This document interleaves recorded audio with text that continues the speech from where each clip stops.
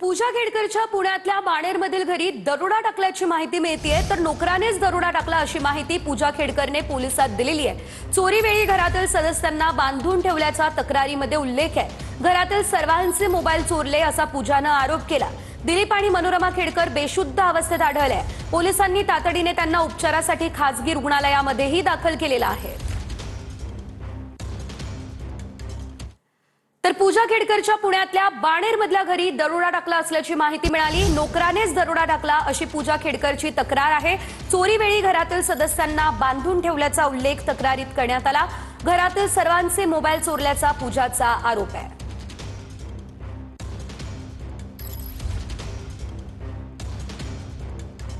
पूजा खेडकर खरं तर या ना त्या कारणामुळे सातत्यानं चर्चेत असती। आता पूजा खेडकरच्या घरी रात्री चोरी झाल्याचा दावा जो आहे तो पूजा खेडकरने केलेला आहे।